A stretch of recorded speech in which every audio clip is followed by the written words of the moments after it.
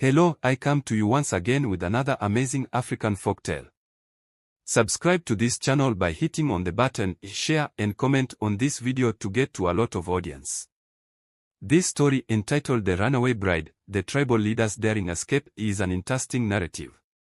In the heart of the Asante kingdom, where the sun kissed the earth and the drums echoed through the hills, there was a village known for its vibrant culture and traditions. This is the story of Akwasi, a young and daring tribal leader, and Efua, a spirited and brave bride who defied the odds to follow their hearts. Chapter 1: The Village of Akoma. The village of Akoma was nestled in the lush green hills of the Asante kingdom. It was a place where traditions were held sacred and the bonds of community were strong.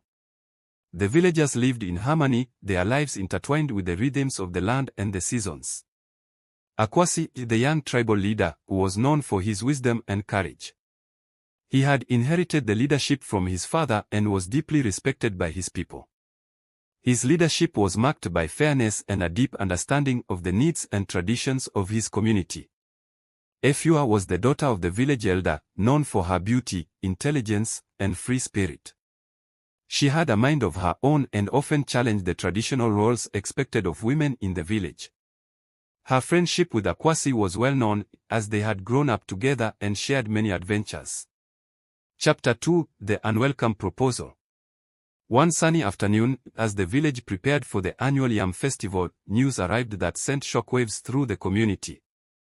A neighboring tribe, known for their wealth and power, had sent a delegation to propose a marriage alliance with the village of Akoma. The proposal was directed at Efua, and it was clear that the marriage was more about forging political ties than about love. The elder of Akoma, Efua's father, saw the proposal as an opportunity to strengthen the village's position and ensure its prosperity.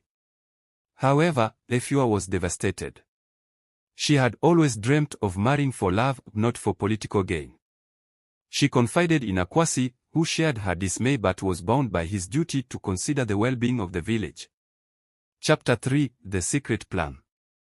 As the days passed, the pressure on Efua to accept the proposal grew. Her father and the elders insisted that it was her duty to the village, but Efua's heart rebelled against the idea. She could not imagine spending her life with a man she did not love.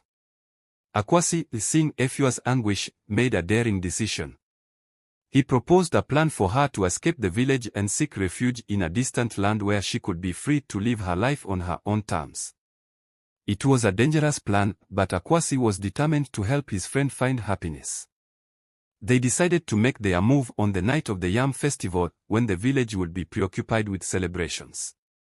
Efua would slip away under the cover of darkness, and Akwasi would provide her with the resources she needed for her journey. Chapter 4: The Night of the Escape.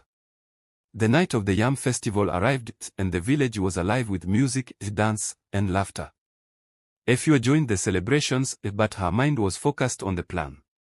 As the night grew darker, she slipped away from the festivities and made her way to the meeting point where Akwasi awaited. Akwasi handed her a bundle containing food, water, and a map of the region. He gave her a small dagger for protection and a heartfelt farewell. With tears in their eyes, they embraced one last time before Efua set off on her journey. As she disappeared into the night, Akwasi returned to the festival, his heart heavy with worry but also with hope. He knew that Efua was strong and resourceful, but the path ahead was fraught with danger. Chapter 5: The Journey Begins. Efua traveled through the dense forests and across wide rivers, guided by the map and her determination. She encountered wild animals and treacherous terrain but remained steadfast in her resolve to reach a place where she could live freely. Along the way, she met various people who offered her shelter and assistance. Some recognized her as the runaway bride and were sympathetic to her plight, while others were wary of helping her for fear of retribution from her village. One night, as she rested by a riverbank, she was approached by a group of travelers. They were a nomadic tribe known for their skills in navigation and survival. Their leader, Ama, offered Efua a place in their group, recognizing her bravery and spirit. Efua accepted, grateful for the companionship and support. Chapter 6: The Nomadic Tribe. Traveling with the nomadic tribe, Efua learned new skills and gained valuable knowledge about the land and its people.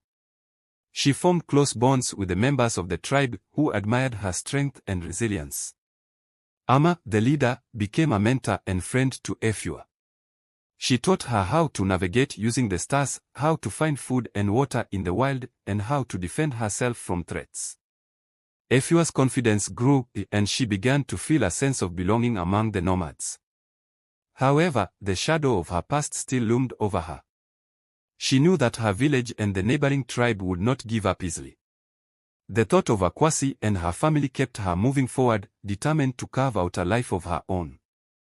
Chapter 7: The Encounter. One day, as the nomadic tribe set up camp near a bustling marketplace, Efua overheard a conversation that chilled her to the bone. A group of men from the neighboring tribe was searching for her, offering a handsome reward for information about her whereabouts. Fearing for her safety and the safety of her new friends, Efua decided it was time to move on. Ama understood and gave her a parting gift, a beautifully crafted necklace with a small, intricate charm that was said to bring protection and good fortune. With a heavy heart, Efua bid farewell to the nomadic tribe and continued her journey alone. She traveled through towns and villages, always staying one step ahead of those who sought to capture her. Chapter 8: The Hidden Village. After weeks of travel, Efua stumbled upon a hidden village nestled in a secluded valley. The village was home to a peaceful and self-sufficient community that had little contact with the outside world. They welcomed Efua with open arms, offering her a place to stay and a chance to start anew. Efua found solace in the tranquility of the hidden village. She worked alongside the villagers, helping with farming, weaving, and other daily tasks.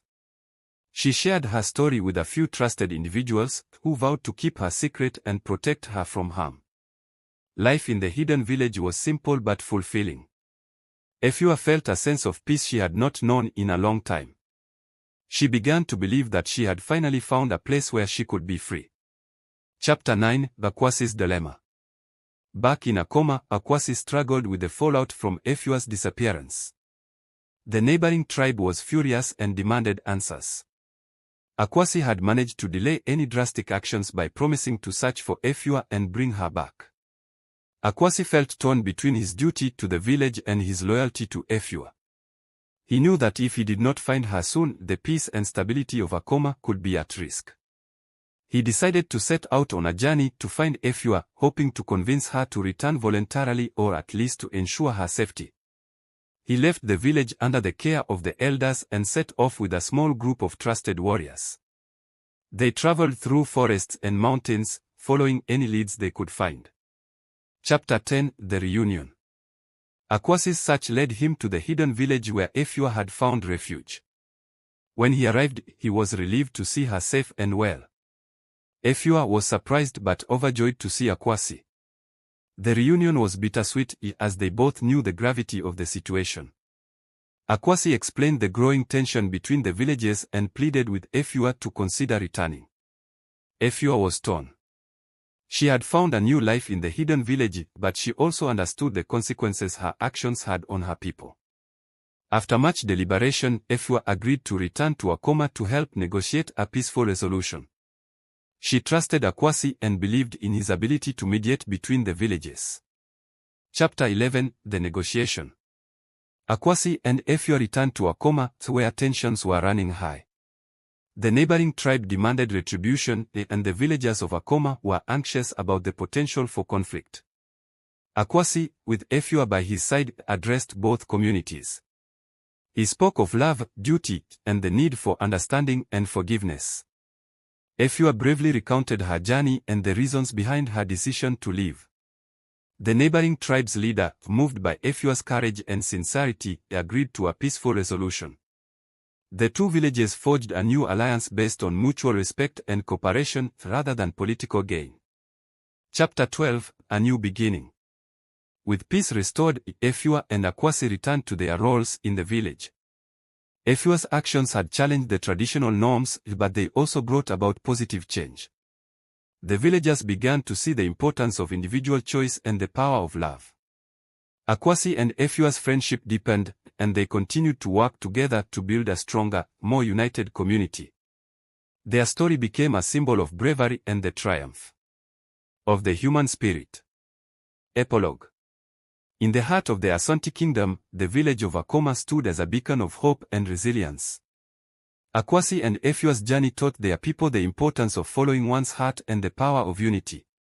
Their legacy lived on, inspiring future generations to cherish love, courage, and the bonds of community. Thank you for joining us on this journey through the Asante kingdom.